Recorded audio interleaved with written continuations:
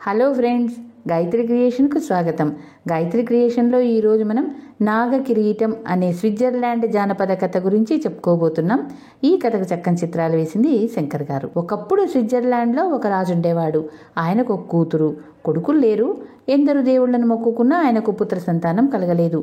అందుచేత ఆయన ఆ కూతురునే కొడుకు అనుకొని ఎంతో ప్రేమగా చూసుకుంటూ వచ్చాడు. ఒకనాడు తండ్రి కూతురు షికారుకెళ్తుండగా ఒక ముసల్ది ఒక పామును ముద్దులాడుతూ కనిపించింది. అది చూసి రాజు కూతురు చిచి ఎంత అసహ్యం అన్నది. ఈ మాట విని ముసల్ది మండిపడి అసహ్యంతో రాజకుమార్తెను ఎగాదిగా చూసి, ఈ ప్రాణిని చూసి అంతగా ఏవగించుకున్నావు కనుక నీవు కూడా దీనిలాగే బతుకు అంటూ తన కుడి చేతిలో ఉన్న పుల్లతో రాజకుమార్తెను తాకింది. రాజు ముసల్దానికి అడ్డుపడే లోపల ఈ దారుణం జరిగిపోయింది. రాజకుమార్తె పాముగా మారి తల ఎత్తి తండ్రికేసి దీనంగా చూసింది. ముసల్ది అంతటితో పోనివ్వక, ఇంకా నీకు తండ్రితో ఏం పని, వెళ్ళి పాములాగా జీవించు అంటూ ఆ పామును మళ్ళీ పుల్లతో తాకింది. ఆ పాము చెరచెర అక్కడి నుంచి వెళ్ళిపోయింది. అంతవరకు కొయ్యబారి చూస్తూ నిలబడిపోయిన రాజు ఆగ్రహంతో కత్తి దూసి ముసల్దాన్ని చంపబోయాడు. అది భయపడక చేతిలోని పుల్ల పైకెత్తి, జాగ్రత్త, నీ కూతురి పట్టిన గతే నీకు పట్టగలదు అని బెదిరించింది. చుట్టూ అందకపోయేసరికి రాజు కాళ్ళో బేరానికి వచ్చి ముసల్దాన్ని కనికరించమని శతవిధాలా వేడుకున్నాడు. నాకు మంత్రాలు వేయటం చేతనవును గాని మంత్రాలు విప్పటం చేత కాదు.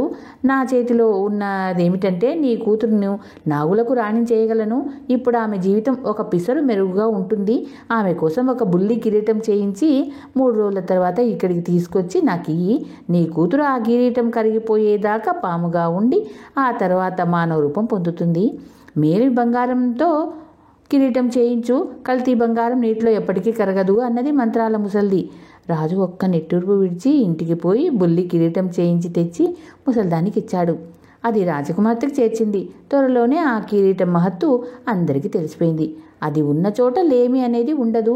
ధాన్యం గాదెలో దాన్ని ఉంచితే గాదె నుంచి తరగకుండా ధాన్యం తీసుకోవచ్చు. డబ్బు మధ్య దాని నుంచిదే ఆ డబ్బు తరగదు. అందుచేత ఆ కిరీటాన్ని ఎలాగైనా సంపాదించాలని చాలామంది ప్రయత్నించారు. ఒకనాడు ఒక పేద రైతు అరణ్యంలో ప్రయాణం చేసి వస్తూ దాహమై ఒక కొలంలో మంచినీరు తాగటానికి ఆగాడు. నీటిలో అతనికి ఒక పెద్ద పాము ఈదుతూ కనిపించింది. కొలను ఒడ్డున అతనికి ఒక బుల్లి కిరీటం దగదగా మెరుస్తూ కనిపించింది. అదే నాగ కిరీటమై ఉంటుందని ఊహించి ఆ రైతు దాన్ని తీసుకుని తన దారిన బయలుదేరాడు. త్వరలోనే ఆ పెద్ద పాము మరికొన్ని ఇతర పాములు తన వెంట పడటం గమనించి ఆ రైతు చప్పున సమీపంలో ఉన్న పెద్ద చెట్టు మీదికి ఎగబాకాడు. వాడు చెట్టు దిగి రావటానికి లేకుండా పాములు చెట్టు మొదట్లో బుసలు కొడుతూ అటూ ఇటూ తిరుగుతున్నాయి. ఎవరో స్త్రీ అటుగా వచ్చి వాడిని చూసి, ఎందుకు చెట్టు ఎక్కావు బాబు అని అడిగింది. వాడు జరిగిన సంగతంతా ఆ స్త్రీకి చెప్పి, నిన్ను పాములు ఏమి చేయకపోవటానికి కారణం ఏమిటి అని అడిగాడు. నాకు పాము మంత్రం వచ్చు, పాములు నన్నేమి చెయ్యవు. నాకు నా కిరీటం ఇస్తే ఈ పాములన్నింటినీ పంపేస్తాను, నీ ప్రాణాలు కాపాడవచ్చు అన్నది ఆ ఆడమనిషి. ఆ సంగతి తర్వాత చూస్తాను, ముందు పాములని పంపించేయి అన్నాడు రైతు. ఆడది ఏదో మంత్రం చదివేసరికి పాములు తమ దారిన తాము వెళ్ళిపోయాయి. తరువాత రైతు చెట్టు దిగి వచ్చి, నేను సంసార భారం మోసేవాడిని, నాకు ఈ కిరీటం చాలా ఉపయోగపడుతుంది. కావలిస్తే నువ్వు కూడా నీ వాళ్ళతో వచ్చి నా ఇంటనే ఉండు, నీకే లోటు రాకుండా చూస్తాను అన్నాడు. విధి లేక ఆడది ఒప్పుకుంది. ఆమె ఒంటరి మనిషి. రైతు నాగ కిరీటాన్ని తెలివిగా ఉపయోగించుకుంటూ ధనధాన్యాలతో చాలా కాలం తులతూగాడు. ఆడమనిషికి నా కిరీటం ఎక్కడుంది తెలియలేదు. చివరికి ఆమె ఆ రహస్యం కనిపెట్టి రైతు ఇంట లేనప్పుడు దాన్ని తీసుకొని తన ఇంటికి పారిపోయింది. ఆమె ఇల్లు ఎక్కడుందో రైతుకు తెలియదు. ఇప్పుడు అదృష్టం ఆడమనిషికి పట్టుకుంది. ఆమె నా కిరీటాన్ని తన ధాన్యపు గాదిలో ఉంచి తరగని ధాన్యంతో చాలా డబ్బు సంపాదించుకుంది. కానీ ఒకనాడు ఆమె ధాన్యాన్ని పిండి మరకు పంపటంతో నాగ కిరీటం కూడా ధాన్యంతో పాటు మరకు వెళ్ళిపోయింది. ఆ ధాన్యాన్ని మరలో పోసి మర యజమాని ఆడించడం మొదలు పెడితే ఎంతసేపు గడిచినా పిండి తయారవుతూనే ఉంది. ఇందులో ఏదో విపరీతం ఉందనుకొని ధాన్యం అరలో వెతకగా నాగ కిరీటం దొరికింది. మరవాడు దాన్ని తీసుకుపోయి తన గల్లాపెట్టెలో దాచాడు. ఇంతలో ఆడది వచ్చి తన నగ ధాన్యంతో పాటు మరలో వచ్చిందని తూలనాడింది. తనకేమీ తెలియదన్నాడు మరవాడు. ఆడది మర అంతటా వెతికి నాగ కిరీటం దొరక్క నిరాశ చెంది వెళ్ళిపోయింది. మరవాడికి ఓ గొప్ప ఆలోచన తట్టింది. నాగ కిరీటాన్ని ధాన్యపర్రలో ఉంచేస్తేనే కొద్దిగా ధాన్యాన్ని ఏళ్ల తరబడి ఆడిస్తూ అంతులేని పిండి పట్టి దాన్ని అమ్మి అంతులేని డబ్బు సంపాదించవచ్చు.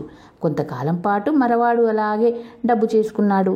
అయితే ఒకనాడు ప్రమాదం జరిగిపోయింది. నాగ కిరీటం ధాన్యంతో పాటు తిరగలి రాళ్ల మధ్యకు పోయి పొడి పొడి అయిపోయింది. మరలో ధాన్యం కాస్త అడుగంటాయి, పిండి నిలిచిపోయింది. నాగ కిరీటం నిర్మూలమైన క్షణంలోనే నాగరాణిగా జీవిస్తూ ఉండిన రాజకుమార్తెకు ఎప్పటి రూపం వచ్చేసింది. ఆమె తన తండ్రిని చేరుకొని తగిన వరుణ్ణి పెళ్లాడి సుఖంగా ఉంది. ఇది స్విట్జర్లాండ్ యొక్క జానపద కథ అండి, నాగ కిరీటం. ధన్యవాదాలు. చివరిగా మీకో మాట, నా ఛానల్లోని కథలు మరియు వంటలు మీకు నచ్చినట్టయితే ఓ లైక్ చేయండి. మీ బంధువులకు, స్నేహితులకు, తెలిసిన వాళ్లకు షేర్ చేయండి. మరిన్ని టేస్టీ వంటల కోసం, మరిన్ని మంచి మంచి కథల కోసం గాయత్రి క్రియేషన్ సబ్స్క్రైబ్ చేసుకోండి. ధన్యవాదాలు.